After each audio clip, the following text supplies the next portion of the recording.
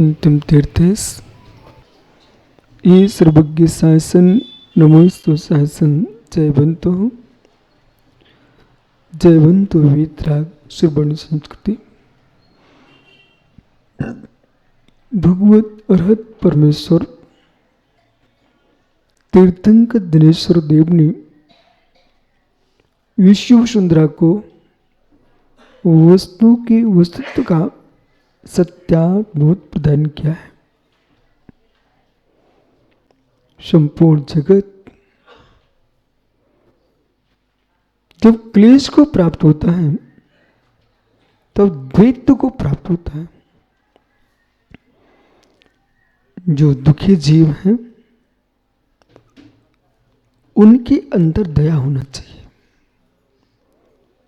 समझने की कोशिश करना, जो दुखी जीव हैं उनके अंदर दया होना चाहिए। दया विहीन थे इसलिए तुम दुखी हुए हो, दया नहीं है इसलिए दुखी हो। दया विहीन थे इसलिए दुखी हो, दया नहीं है इसलिए दुखी हो। पूर्व में अशुभ न किया होता तो आप दुखी न होते। दुख के हेतु मिले, पूर्व में अशुभ किया, औदिक भाव, वर्तमान का दुख। जो दुखी है वर्तमान में उसके अंदर दया होना चाहिए। एक गहरा विषय, जो दुखी है वर्तमान में उसके अंदर दया होना चाहिए। जो दुखी है वर्तमान में उसके अंदर दया होना चाहिए।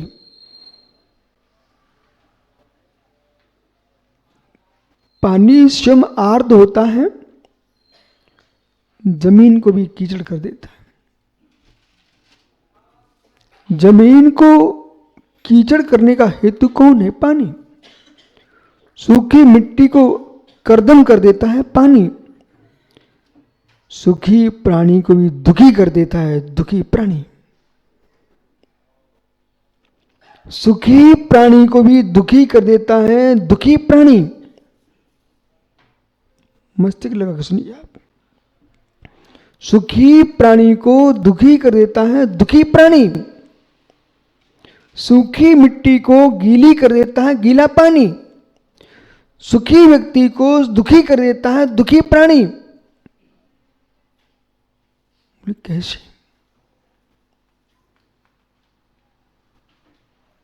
दुख में दुखी होने की कला। दुखी प्राणी को नाना जीव दुखी करता है दुखी प्राणी। दुखियों को दुखियों के दुख देख करके दुख दूर करने का परिणाम करना आप, पर दुखी होके नहीं करना। दुखी प्राणी दुखी दे रहा है। दो प्रकार का दुख है। जिस पर विपत्ति आई है वो दुख, उसको दुख है। अब दुखी आया जिनेश्वर जी आपके पास तो रोने लगा। उसका दुख देख करके आपको दुख हुआ। होता है। दुखी ने आपको दुखी कर दिया कि नहीं? शम असाता का उदय चल रहा था, उसके से दुखी था। दुख सहन नहीं कर पा रहा इसलिए पुनः दुखी हो रहा है। अगले दुखी होने की तैयारी कर रहा है।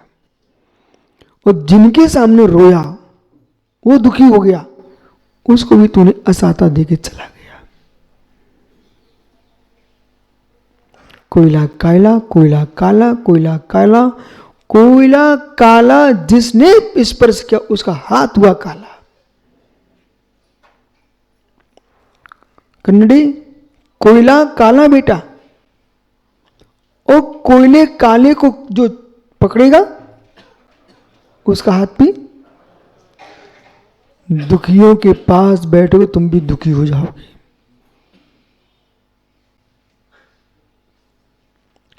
आप घबराना नहीं, आपका जो प्रश्न हो सके मैं किए देता हूँ। गुरुजी फिर तो कोई दुखियों पर उपकार ही नहीं करेगा, ये प्रश्न आप कर सकते, मैं पहले ही किए देता, आप टेंशन मत लो।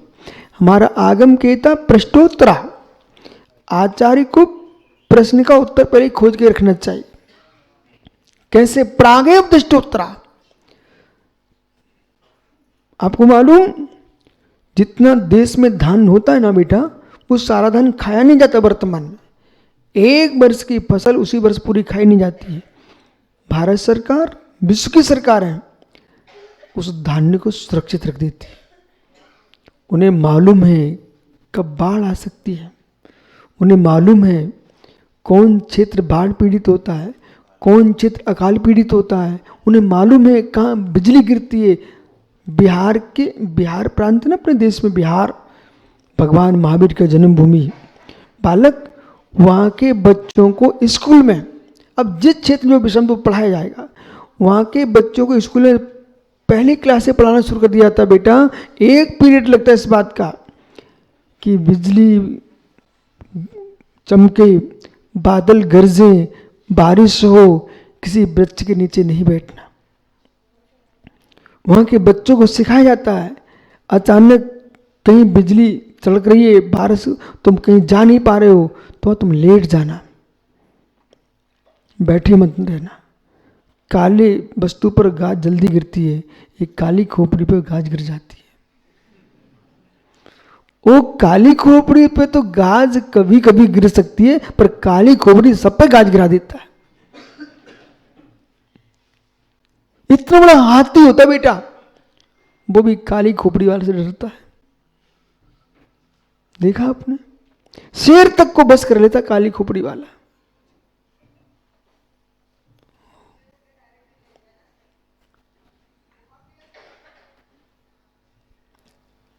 इसलिए बिहार के बच्चे को पढ़ाया जाता है।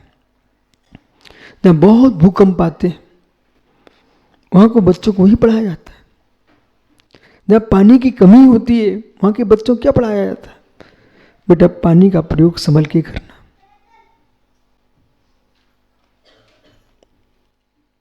अभी यहां बाढ़ पर बाढ़ आ रही है तो बच्चों को समझाना चाहिए, बेटा एक दिन की पढ़ाई छोड़ देना, लेकिन पानी बरस रहा है और जिस पुल पर पानी की आने की संभावना है वहां तुम जाना नहीं। अब पूरे देश को पढ़ाना पड़ेगा कि जहां वाहन चल रहे हैं, पहले से ही पढ़ाया जाता है, फिर भी आप नहीं पढ़ रहे हो, पुनः पढ़िए, आगे पीछे देख के चलिए।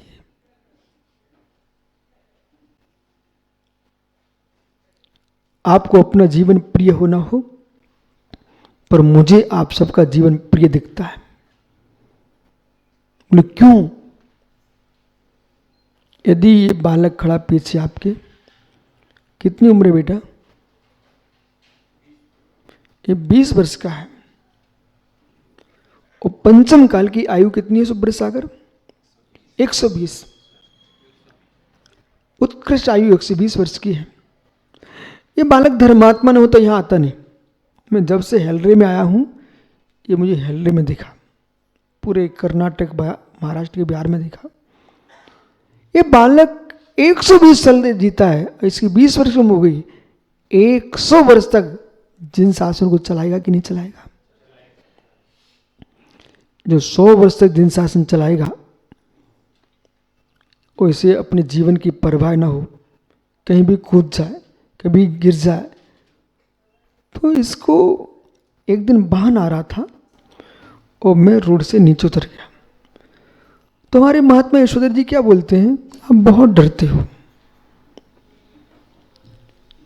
ऐसा बोलता भाई, बहुत डरते हो। अब इसको रहस्य क्या है? डरता हूं किससे?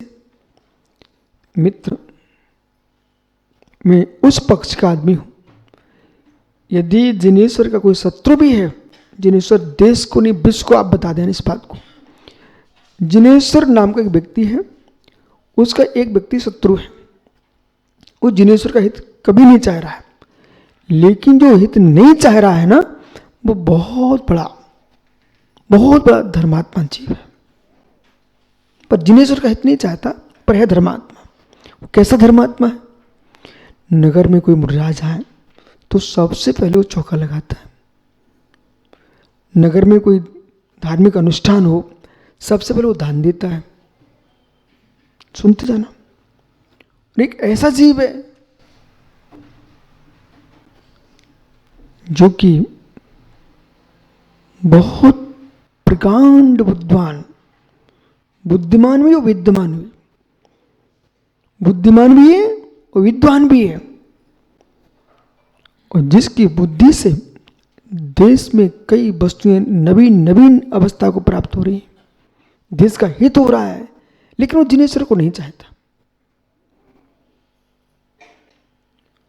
यदि उस व्यक्ति से हजारों लोगों का हित हो रहा है तो जिनेश्वर एक क्षण के लिए आप अपनी उपेक्षा कर लेना, उससे अपने आप को सुरक्षित कर लेना, लेकिन उसकी रक्षा करने का भाव रखना। उसकी रक्षा का भाव इसलिए रखना, अकलंक सौम्य निकलंक सौम्य। हे निकलंक, तुम बाल अवस्था में चले गए, पर मित्र एक निकलंक, तुम्हारी जन शासन की भक्ति को मैं यहां से तुम्हें आशीर्वाद दे रहा हूं। या तुम राज बन गए तो तुमको मैं यहां से नमस्ते करता। अकलंक स्वामी को मैं नमस्कार कर रहा हूं, तो निकलंक स्वामी को भी आशीर्वाद दे रहा हूं उस आत्मा को। जिसने ये निर्णय किया हो कि भैया जीवित रहेगा तो मेरी बुद्धि से इसकी बुद्धि तेज है, इस जिन शासन को जयवंत करेगा। निर्णय कितना बड़ा निर्णय था। आज का आदमी क्या सोचता है? भले बुद्धि ना चलती हो, पर दूसरे को गिराना चाहता है, और स्वयं बुद्धिहीन गद्दी पर बैठ गया, पूरे देश का नाश हो जाएगा। वे लोग धन्य हैं, अपनी योग्यता को कमजोर समझ करके योग्य आदमी को शासन देते हैं। जो स्वयं के लिए नहीं सोचता है, देश की रक्षा का सोचता है, धर्म की रक्षा के लिए सोचता है, इसलिए प्रतिभाशाली प्रभावशाली, प्रतिभाशाली प्रभावशाली, प्रतिभाशाली प्रभावशाली प्रभावशाली, ये 3 लक्षण होना चाहिए सुब्रत सागर जी। प्रतिभाशाली, प्रभावशाली, प्रभावशाली, प्रभाव, ये 3 लक्षण होना चाहिए शासक के पास। प्रतिभा हो, प्रभाव हो और प्रभाव हो। आभा मंडल, जब शरीर चमकता है, सामने वाला चेहरा चमकता है, तो लोग अपने आप प्रभावित हो जाते हैं। प्रवाह है तो प्रभाव है, और प्रभाव नहीं तो प्रभाव भी नहीं फैलता। रंग नहीं देखना बेटा, गोरे लोग भी प्रभावहीन होते हैं और काले लोग भी प्रभावशील होते हैं। गोरे भी प्रभाववान होते हैं, और जिन युवाओं को अपने शरीर पर तेज चाहिए है, शरीर पर तेज चाहिए, तो बेटा क्रीम पाउडर का तेज कभी तुम्हारे लिए दूसरे को प्रभावित करने का हेतु नहीं बन सकता। प्रत्येक युवा युवती अपनी डायरी पर लिख ले, क्रीम पाउडर दुनिया के तेल मालिश से चेहरे को तुम आकर्षक नहीं बना सकते हो, चमका सकते हो, लेकिन आकर्षक नहीं बना, दूसरे को रुझान नहीं आ सकता। कागज के फूलों पर कितने सेंट छिड़क दो, लेकिन भौरे नहीं आते हैं। भौरे तो शुद्ध फूल पर ही आते हैं। ऐसा ही है सर्वथा महात्मा यशोधर जी, इसमें तुम ना कर मत देना। सुभग नाम कर्म का उदय नहीं है। कितनी क्रीम पाउडर गड्ढे में कूद के आ जाओ, तुम्हें कोई अपना मान ले। दुनिया को मालूम है नाटक के पात्र हैं, न कि हमारे घर के आदमी हैं। जो भी नाटक के पास हीरो हीरोइन तुम बात कर रहे हैं ना, ये सज के आते हैं, दुनिया को मालूम है, जिनका उतारो फिर कैसा दिखता विकृत। मित्र, वो प्रभाव मेकअप से नहीं फैल रहा है, ये पूर्व के पुण्य से फैल रहा है।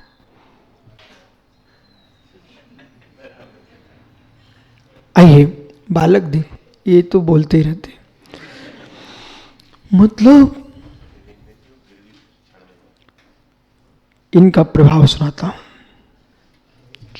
इनकी प्रभाव पहले सुना दो, फिर आगे चलता। विषय को ध्यान रखना, दुखी दुखी करता है ना। तो हो बेटा, एक धोबी, पंचतंत्र में कथा लिखी हुई है। एक धोबी मटके में नील घोरे हुए था, अपने पात्र में नील घोरे हुआ था, उसमें कपड़े नीले करने वाला था। इसी बीच में जंगल से एक गीदड़ आया, उस पात्र में गिर गया, और जैसे ही गिरा उसका पूरा बाल रंग गए। रंगा तो नीला दिखने, सुंदर दिखने लग गया। वो हीरो बन गया, जंगल का हीरो बन गया। जब हीरो बना तो जंगल में पहुंचता है, सारे जानवरों ने देखा, ओ इतना सुंदर, बोले भाई कैसे हो गया। तो दूर से खड़ा शेर भी देख रहा था, उसे भी लगा अरे सुंदर दिख रहा, धीरे से वो भी पास में आ गया। बोले भाई तुम इतने बोले हाँ, मैं देव पुनीत अवस्था को प्राप्त कर चुका हूं, अब मैं इस क्षेत्र का राजा हूं। तो सिंह जैसा जो जंगल का राजा है, इंद्र कहलाता सिंह। भवड़ाले 40 व्यंतर देव हंत 32 कप्पा मन 24 चंद्रो सूर्य नरो त्रियो। ये 100 इंद्र हैं जिनसे जिनेंद्र पूज्य हैं। उनमें सिंह जो है ना, वो पशुओं का इंद्र है, राजा है। पशुओं का राजा भी प्रभावित हो गया, और उसने भी स्वीकार कर लिया कि भाई इंद्र है, मतलब जंगल का राजा है। बोले मारा दिव्य शरीर है। दिव्य शरीर में मित्र घटना घटी थी सर्दियों में, उसको अच्छा फायदा मिला। तो 4 महीने सर्दियों में राजा बना रहा, 4 महीने गर्मी का राजा बना रहा। अब बेचारे राज जाने का समय आ गया। जैसे आकाश में बादल हुए, और गद्दी पर बैठा हुआ था, सब पशुओं की सभा लगी हुई थी। शेर भी हाथ जोड़े बैठा था कि भाई राजा साहब हीरो यशोधर के। ओहो